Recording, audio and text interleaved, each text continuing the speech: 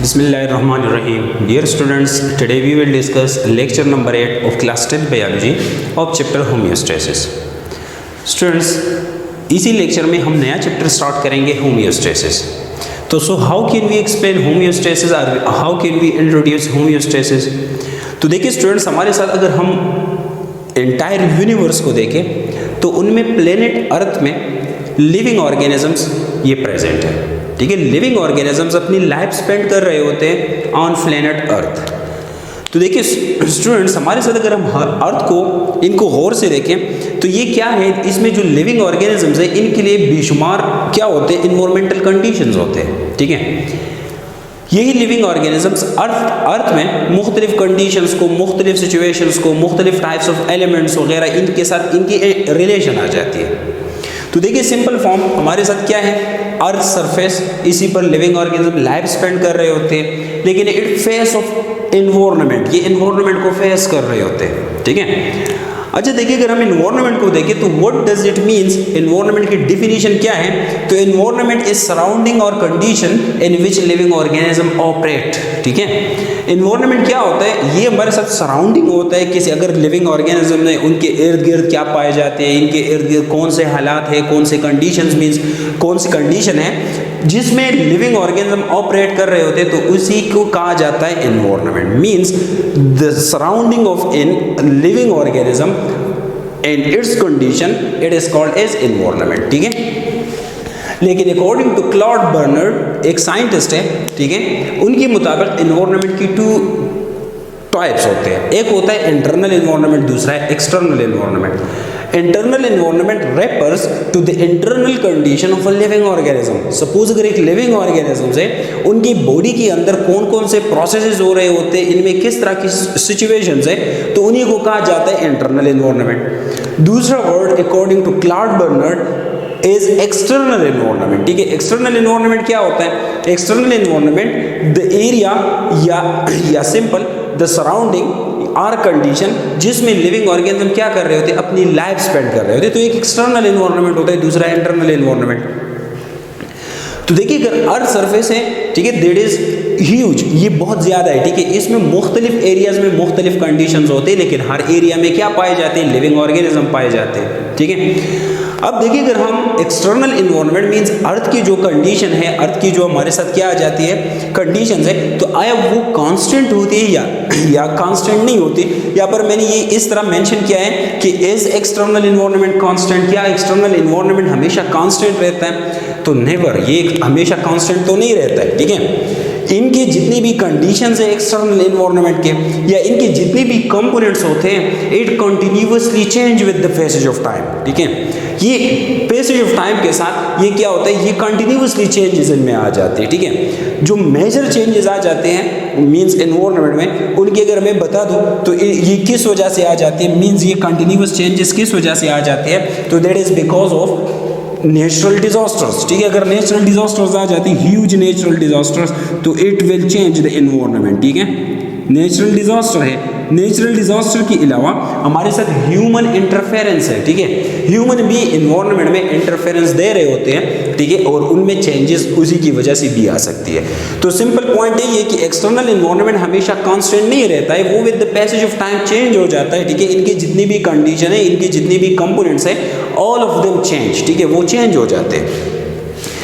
लेकिन पॉइंट अभी ये आ जाता है कि हमारे साथ अगर एक्सटर्नल इन्वायरमेंट में कंटिन्यूअस चेंजेस आ जाते हैं, तो क्या इनका कोई इफेक्ट इंटरनल इन्वायरमेंट पर होता है, क्योंकि यही लिविंग ऑर्गेनिज्म इसी इन्वायरमेंट को यूज कर रहे हैं. अगर वो इन्वायरमेंट चेंज हो रहा है तो आए इनका इफेक्ट लिविंग ऑर्गेनिज्म पर हो सकता है कि नहीं. तो जाहिरी बात है ये क्या होगा, it will also effect the internal environment. अगर एक्सटर्नल इन्वायरमेंट में कोई चेंज आ जाती है, एक्सटर्नल इन्वायरमेंट की एयर कंडीशन में, वाटर लेवल में, ठीक है, इनके अलावा सीजन्स में, इनमें अगर कोई चेंजेस आ जाती है, तो आया ये लिविंग ऑर्गेनिज्म्स के इंटरनल इन्वायरमेंट को इफेक्ट कर सकते हैं कि नहीं, तो जाहिरी बात है वो कर सकेंगे. ठीक है, चेंजेस बिकॉज लिविंग ऑर्गेनिजम्स ये क्या कर रहे होते, अपनी ही इन्वायरमेंट को यूज कर रहे होते. ठीक है, तो लिविंग ऑर्गेनिजम्स की internal environment with changes in external environment, ये भी चेंज होगा, ये भी इफेक्ट होगा. ठीक है, अब अगर लिविंग ऑर्गेनिजम्स का इंटरनल एनवायरनमेंट चेंज हो जाते तो does it have any effect on the organisms because of external environment changes it effect internal environment. अब अगर इंटरनल एनवायरनमेंट इफेक्ट होता है तो आया इसका कोई असर, इनका कोई इफेक्ट लिविंग ऑर्गेनिज्म पर आ सकता है कि नहीं?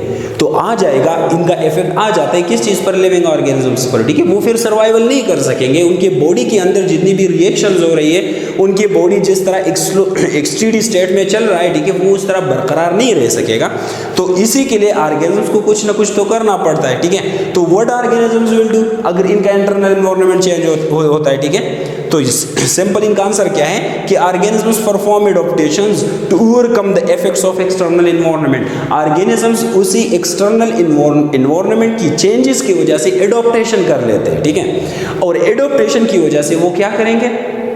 एडॉप्टेशन की वजह से वो सर्वाइवल कर सकेंगे, अपने इंटरनल एनवायरनमेंट को चेंज करते हैं, ठीक है। जिस तरह हमारे साथ एक्सटर्नल एनवायरनमेंट में चेंजेस आ जाते हैं, उन्हीं के मुताबिक लिविंग ऑर्गेनिजम्स अपनी इंटरनल एनवायरनमेंट में चेंजेस प्रोड्यूस कर लेते हैं, ठीक है, जिनको एडॉप्टेशन कहा जाता है। और उसी चेंजेस की वजह से हमारे साथ ऑर्गेनिजम्स की सर्वाइवल और उनकी बॉडी की जो एक्टिविटीज होती है वो नॉर्मल हो सकती है, ठीक है। तो सिंपल अभी हम एडॉप्टेशन को किस तरह डिफाइन करेंगे कि मैं तो ये बता रहा हूँ कि लिविंग ऑर्गेनिजम्स एडॉप्टेशन कर लेते हैं, लेकिन एडॉप्टेशन हम डिफाइन किस तरह कर लेंगे? That is a process of changes, ठीक है। ये चेंजेस कहाँ पर आएगी? इन the internal environment of organism, ठीक है। एडॉप्टेशन में चेंजेस आ जाती हैं। ये चेंजेस किस लिए आ जाती है इंटरनल एनवायरनमेंट में? By which an organism become better suited to its environment, जिसके जरिए ऑर्गेनिज्म अपने एक्सटर्नल एनवायरनमेंट के साथ बेटर स्वेटेड होता है, उनके साथ एडॉप्ट हो जाता है, ठीक है। तो सिंपल पॉइंट यही है कि हमारे साथ एडॉप्टेशन वही प्रोसेस है जिसमें इंटरनल एनवायरनमेंट की कंडीशंस चेंज हो जाते हैं for the purpose to become adopted with the external environment, ठीक है। तो अभी देखिए एडॉप्टेशन को फर्दर हम मजीद इनको भी क्या कर सकते हैं? इनको सिंप्लीफाई कर सकते हैं कि these are the adjustment in the internal environment, ठीक है। ऑर्गेनिज्म की इंटरनल एनवायरनमेंट में जो एडजस्टमेंट आ जाती है उन्हीं को कहा जाता है एडॉप्टेशन। अब देखिए इसी एडजस्टमेंट के थ्रू मींस एडॉप्टेशन के थ्रू ऑर्गेनिजम्स ट्राई कर रहे होते हैं to maintain its internal environment constant, ठीक है। देखिए ऑर्गेनिजम्स क्या कर लेते हैं एडॉप्टेशन के थ्रू? ये यही ट्राई कर रहे होते हैं कि ये अपनी इंटरनल एनवायरनमेंट को एक्सटर्नल एनवायरनमेंट के साथ कांस्टेंट बना ले ताकि इनकी प्रोसेसेस, इनकी बॉडी, इनकी सर्वाइवल आसानी से हो सके, ठीक है। अभी देखिए लिविंग ऑर्गेनिजम्स की वही एबिलिटी जिसमें वो ट्राई कर रहे होते हैं, वो अपनी इंटरनल एनवायरनमेंट को मेंटेन कर रहे होते हैं, उनको कांस्टेंट बना रहे होते हैं विद एक्सटर्नल एनवायरनमेंट, उसी को कहा जाता है होमियोस्टेसिस। मींस ऑर्गेनिजम्स की उसी एबिलिटी को होमियोस्टेसिस कहा जाता है, ठीक है। तो सिंपल होमियोस्टेसिस क्या है? मींस होमियोस्टेसिस हम इस तरह डिफाइन कर सकते हैं कि हमारे साथ क्या होगा कि हमारे साथ इंटरनल एनवायरनमेंट में एक ऑर्गेनिजम्स की उनमें changes for the purpose to become constant with the external environment, ठीक है। इसी फिनोमेना को होमियोस्टेसिस कहा जाता है जो आप लोगों का मेन चैप्टर है, चैप्टर का नेम है, ठीक है। लेकिन देखिए आप लोगों का क्या होगा, इन दो वर्ड्स में आप लोग डिफरेंसेस इनको समझ लें कि हमारे साथ एक होमियोस्टेसिस है, दूसरा है हीमोस्टेसिस, ठीक है। देखिए दोनों में फर्क क्या है? एक है होमियो, ठीक है, दूसरा आ जाता है हीमो। सिर्फ स्पेलिंग में क्या है, इनमें इनकी डिफरेंसेस है। होमियोस्टेसिस तो आप लोग समझ गए, लेकिन what is hemostasis? Hemo refers to blood and stasis mean clotting, means hemostasis is the clotting of blood. इन दोनों वर्ड्स में सिर्फ ये डिफरेंस है, ठीक है। एक है हीमोस्टेसिस और दूसरा है होमियोस्टेसिस, ठीक है। होमियोस्टेसिस वो तो इंटरनल एनवायरनमेंट को एक्सटर्नल के साथ बराबर करना होता है, while haemostasis it is the phenomena of clotting of blood. जब हमें कोई इंजरी आ जाती है, खून बह रहा होता है, ठीक है, वहां पर ब्लड की क्लॉटिंग को हीमोस्टेसिस कहा जाता है। देखिए हम अभी यही तो कह रहे हैं कि हमारे साथ क्या होगा, इंटरनल एनवायरनमेंट में एडजस्टमेंट, वो एक्सटर्नल एनवायरनमेंट के साथ एडजस्टमेंट कर रहा होता है, ठीक है। लेकिन इस तरह इंटरनल एनवायरनमेंट में कौन कौन से मेजर कंपोनेंट्स होते हैं जो एक्सटर्नल एनवायरनमेंट के चेंजेस की वजह से इफेक्ट हो रहे होते हैं, ठीक है। तो major components of internal environment which are affected by fluctuation in external. Fluctuation किस चीज को कहा जाता है? इट इज कॉल्ड इररेगुलेशन, ठीक है। अगर एक्सटर्नल एनवायरनमेंट में कोई इरेगुलेशन आ जाती है और वो इंटरनल एनवायरनमेंट को इफेक्ट कर लेते हैं, तो इंटरनल एनवायरनमेंट की वो कौन कौन से मेजर कंपोनेंट्स हैं जो इफेक्ट हो जाते हैं, तो that is water, solutes and temperature. ये 3 मेजर कंपोनेंट्स हैं जो इफेक्ट हो सकते हैं किस चीज की वजह से, because of external environment changes. ठीक है, तो देखिए इन चीज़ों को बैलेंस करना होता है। ठीक है, एक्सटर्नल एनवायरनमेंट के साथ इनको बैलेंस करना होता है ताकि लिविंग ऑर्गेनिजम्स क्या कर सके, वो सर्वाइवल कर सके। तो देखिए इनमें हमारे साथ मैंने क्या लिखा है, living organisms will balance these components for survival. जाहिर बात है कि हमारे साथ इन सारी कंपोनेंट्स को सर्वाइवल के लिए क्या करना होगा, इनको मेंटेन करना होगा, इनको बैलेंस करना होगा with what, with external environment. ठीक है, how living organisms balance it. ठीक है, लिविंग ऑर्गेनिजम्स को किस तरह बैलेंस कर सकते हैं, तो इनमें याद रखिए इनमें 2 मेजर फिनोमिना है, एक है थर्मो रेगुलेशन, दूसरा है ऑस्मो रेगुलेशन। ऑस्मो वर्ड का मकसद क्या है, इनका मकसद होता है वाटर, ठीक है, रेगुलेशन तो मेंटेनेंस या बैलेंस को कहा जाता है। So what is osmo regulation, this is the process by which water and solutes are maintain in body. ठीक है, ऑस्मो रेगुलेशन वो फिनोमिना है जिसमें हमारी बॉडी की इंटरनल एनवायरनमेंट की वाटर और सॉल्यूट्स ये क्या होते हैं, ये बैलेंस हो जाते हैं, ये मेंटेन हो जाते हैं। ठीक है, वाटर तो पता है आप लोगों को, दैट इज इनका मैं एक सिंपल एग्जांपल बता दूं। देखिए हमारी बॉडी में जितनी बॉडी फ्लूइड्स होते हैं, ठीक है, ये बॉडी फ्लूइड्स 2 मेजर कंपोनेंट से बने हैं। एक हमारे साथ इसमें आता है वाटर, दूसरा आता है सॉल्यूट्स। ठीक है,